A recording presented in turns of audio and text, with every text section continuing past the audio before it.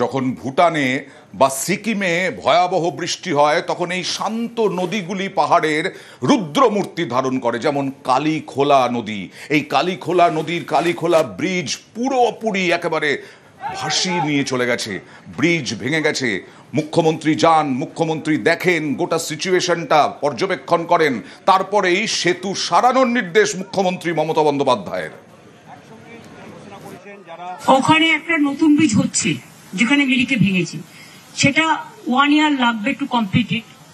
আর আরেকটা তোমরা এটা ততদিন একটা টেম্পোরারিলি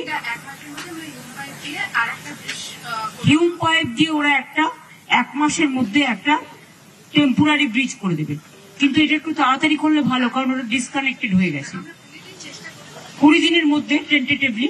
তাহলে 20 দিন তারা যাতায়াত করবে কোন দিক দিয়ে? এখন একটা ডিটুর করা আছে, ডিএমজিএস বাই রুট দিয়ে, সেই ডিটুর দিয়ে যাচ্ছে। আচ্ছা, ডিটুর দিয়ে যাচ্ছে, দেখে নাও সেটা। মুখ্যমন্ত্রীর নির্দেশের পরেই ব্রিজ সংস্কার শুরু, ব্রিজ সারানোর কাজ শুরু, কালীখোলা ব্রিজ সারানোর কাজ শুরু। অবিরাম বৃষ্টিতে প্লাবিত নাগরাকাটার বিস্তীর্ণ এলাকা। বানারহাট থেকে শিলিগুড়িগামী জাতীয় সড়কের ওপর ক্ষতিগ্রস্ত গুরুত্বপূর্ণ কালীখোলা ব্রিজ। ডুয়ার্স হয়ে সড়কপথে শিলিগুড়ি ও পাহাড়ের যোগাযোগ বন্ধ। মুখ্যমন্ত্রীর নির্দেশের পরেই যুদ্ধকালীন তৎপরতায় কাজ শুরু। আমরা এটা চাই খুব তাড়াতাড়ি এই রাস্তাটা খুলে যাক, কারণ এই রাস্তাটা ডুয়ার্সের লাইফলাইন। মুখ্যমন্ত্রী যেভাবে তৎপরতার সাথে ডুয়ার্সে এখানে পরিদর্শন করে গেলেন এবং দ্রুততার সাথে কাজ হচ্ছে, তার জন্য বাংলার মুখ্যমন্ত্রী মমতা ব্যানার্জি জননেত্রীকে আমরা ধন্যবাদ জানাবো। নাগরাকাটা ব্লকের অন্তর্গত যে জাতীয় সড়ক রয়েছে বানারহাট থেকে নাগরাকাটা মুখী, সেই রাস্তার উপরে যে কালীখোলা ব্রিজ, সেই কালীখোলা ব্রিজও কিন্তু ক্ষতিগ্রস্ত হয় এবং যান চলাচল সম্পূর্ণভাবে বন্ধ করে দেওয়া হয়।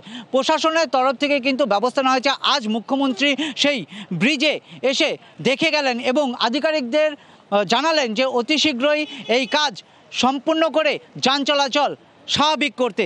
আর ইতিমধ্যে প্রশাসনের তরফ থেকে যুদ্ধকালীন তৎপরতায় শুরু হয়েছে কাজ শেষ হলেই স্বাভাবিক হবে যান চলাচল।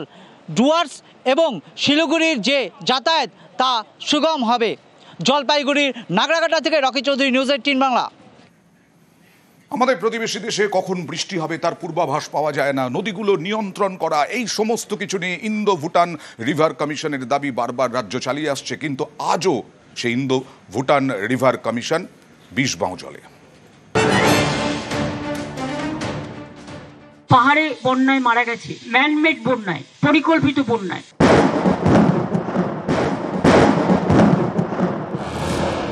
শক্তিশালী নিম্নচাপ, তার জেরে প্রবল বৃষ্টি। দার্জিলিং, কালিম্পং, সিকিমের পাশাপাশি শনিবার ভারী বৃষ্টি হয় পড়শি দেশ ভুটানেও। ভুটানের জলে ভাসলো আলিপুরদুয়ার, জলপাইগুড়ির মতো জেলা। ভুটান থেকে একাধিক নদী এসে ঢুকেছে আলিপুরদুয়ার, জলপাইগুড়িতে।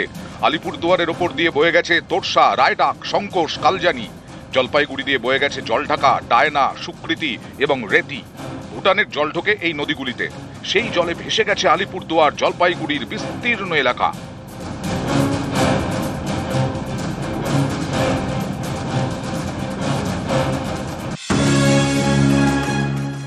ভুটানে ভারী বৃষ্টি হলেই ভুগতে হয় উত্তরবঙ্গকে, ভেসে যায় বিস্তীর্ণ এলাকা। এর মোকাবিলাতে ইন্দো ভুটান রিভার কমিশন চায় রাজ্য। গত বছর নীতি আয়োগের বৈঠকে নিয়ে সরব হন মুখ্যমন্ত্রী Mamata Bandyopadhyay. Indo Bhutan river commission করার কথা বলেছি অন রেকর্ড, কারণ ভুটানের যে জল আসে সেই জলে আমাদের নর্থ বেঙ্গল, আলিপুরদুয়ার, জলপাইগুড়ি বিশেষ করে অনেকটাই ডুবে যায় প্রতি বছর, ফ্লাড অ্যাফেক্টেড এরিয়া। আমার রিটেন স্পিচে এগুলো দেওয়া আছে, ভুটানেরটা দেওয়া ছিল না, তাই আমি বলেছি একটা ইন্দো ভুটান বাংলার এই ব্যাপারটা নিয়ে নর্থ বেঙ্গলের একটা হওয়া উচিত। 29 July 2024 Indo Bhutan river commission তৈরির প্রস্তাব পাস হয় এ রাজ্যের বিধানসভায়। 11 আগস্ট 2025 রাজ্যসভায় নিয়ে প্রশ্ন তোলেন তৃণমূল সাংসদ ঋতব্রত বন্দ্যোপাধ্যায়। তৃণমূল সাংসদের প্রশ্নের জবাবে জলশক্তি মন্ত্রক জানিয়ে দিয়েছে, ইন্দো ভুটান রিভার কমিশন তৈরির মতো কোনো প্রস্তাব তাদের ভাবনা চিন্তায় নেই।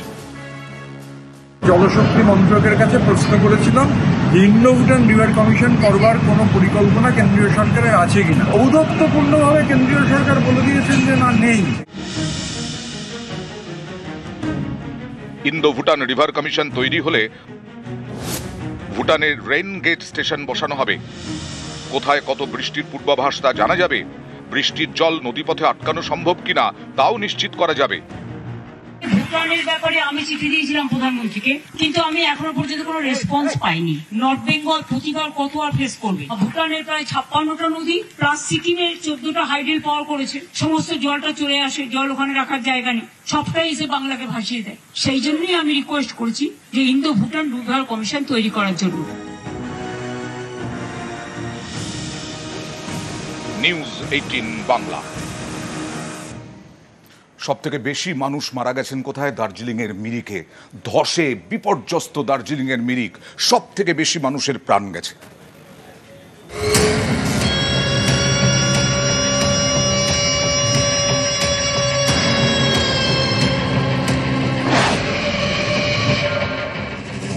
কোথাও মাটিতে মিশে গিয়েছে বাড়ি,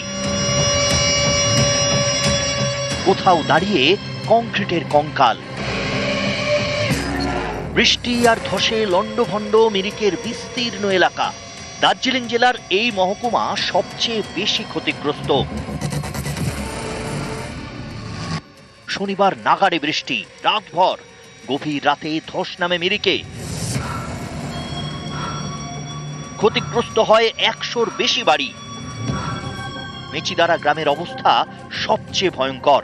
অনেক বাড়ি ক্ষতিগ্রস্ত, প্রাণ গিয়েছে বেশ কয়েকজনের। দশমী থেকে লক্ষ্মী পুজো, এই সময়ের মধ্যে নেপালি সম্প্রদায়ের মধ্যে পালিত হয় দশাই উৎসব। সেই উৎসবের মাঝেই এমন বিপর্যয়। পাহাড়ি নেপালি সম্প্রদায়ের মধ্যে চলছে দশাই উৎসব, আর এই দশাই উৎসবে সামিল হতেই এই বাড়িতে দূর দূরান্ত থেকে পাহাড়ের আত্মীয় স্বজনরা এসেছিলেন। আচমকা ধস নেমে 4 জনের মৃত্যু হয়। একেবারে বাড়ি কিন্তু নিশ্চিহ্ন হয়ে গেছে। এই যে আমার ঠিক ডান দিকে যে পাহাড়, সেখান থেকে কিন্তু বৃষ্টির জলের তোড়ে বড় বড় বোল্ডার গড়িয়ে নামে এই নিচে, এবং তাতেই কিন্তু বিপত্তি। মেচিদারার রাস্তাতেও ধস, এর জেরে মিরিক একেবারে বিচ্ছিন্ন। अति तो बहुत हुआ सर, ये तो ये भी नहीं है। यहाँ के जाती है पैसा रुपया सब भी ले गया, बाहर ने ले गया। यहाँ कुछ भी नहीं है। মিরিক শহরও বিধ্বস্ত। 3 নম্বর ওয়ার্ডে ধসে চাপা পড়ে প্রাণ গিয়েছে মা, বাবা এবং মেয়ের। जो बारिश आया था ना, इसलिए बारिश की वजह से ये सब हो रहा है। यहाँ पर वो 3 आदमी था, वो 3 आदमी सब गुजर गया, अचानक आया है। ধসের জেরে মাটিতে মিশে গিয়েছে বাড়ি, একাধিক মৃত্যু, বাসিন্দারা আতঙ্কে। তাদের সরানো হয়েছে ত্রাণ শিবিরে। মিরিকে 3টে ত্রাণ শিবির খোলা হয়েছে। मेरा घर सब पूर गया, इसका घर ऊपर है, मेरा घर पर कुछ नहीं है, डुबाऊ है, डुबाऊ सब गाँव ही खत्म। অনেক জনকে এখান থেকে আমরা শিফট করেছি সরিনি কমিউনিটি হলে, অ্যান্ড ওদেরকে সব যাদের সুবিধা ওখানে প্রদান করা হচ্ছে। সাইট ভিজিট করে দেখছি, রোডগুলো ক্লিয়ারিং চলছে, বিডিও এসডিওরা রোড ক্লিয়ার করছে। ক্যামেরায় অলোক কুমারদের সঙ্গে পার্থপ্রতিম সরকার, নিউজ 18 বাংলা। ফালাকাটা আলিপুরদুয়ার যোগাযোগ বিচ্ছিন্ন। চরতরসার ডাইভারশন ভেঙে ভেসে গেছে। ভয়াবহ প্রাকৃতিক বিপর্যয়, রাস্তা ধসে গেছে, যার ফলে 15 কিলোমিটার ঘুরপথে যাতায়াত কোচবিহার হয়ে। চরম ভোগান্তি নিত্যযাত্রীদের। জলে তোড়ে ভাঙল চরতরসা ডাইভারশন, সঞ্জয় নদীর তোড়ে ভাঙল অস্থায়ী রাস্তা।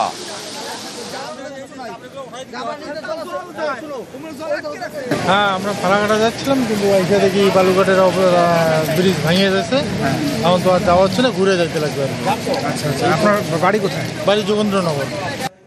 আর জল নামতেই মাথা ভাঙায় ভাঙন। ধরলা নদীতে মাথা ভাঙায় ভাঙন, ধরলা নদীতে ভাঙন দেখা দিয়েছে। প্রচুর জমি চলে যাচ্ছে জলের তলায়। জল নামতেই মানসাই ধরলা নদীর পাড়ে ভাঙন। মাথা ভাঙার জোরপাটকি গ্রামের ঘটনা।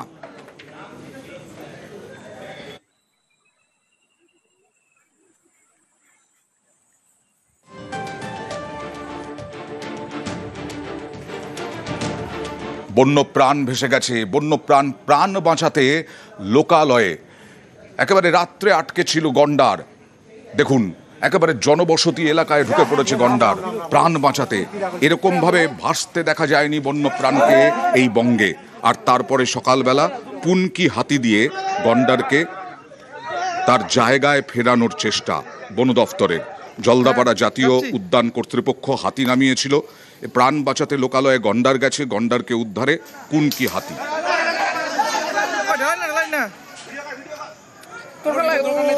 আর উত্তরবঙ্গের আবহাওয়ার ক্ষেত্রে স্বস্তির খবর হচ্ছে, আর ভারী বৃষ্টির পূর্বাভাস নেই। ভারী বৃষ্টিতেই, ভয়াবহ বৃষ্টিতেই বিপর্যয় নেমে এসেছিল উত্তরবঙ্গে। এবার ভুটানে আরো বৃষ্টি হয় কিনা সেই দিকেই এখন আশঙ্কা, কারণ ভুটানে এখনো পর্যন্ত 3 দিন অ্যালার্ট থাকতে হবে এরকমটাই জানানো হয়েছে।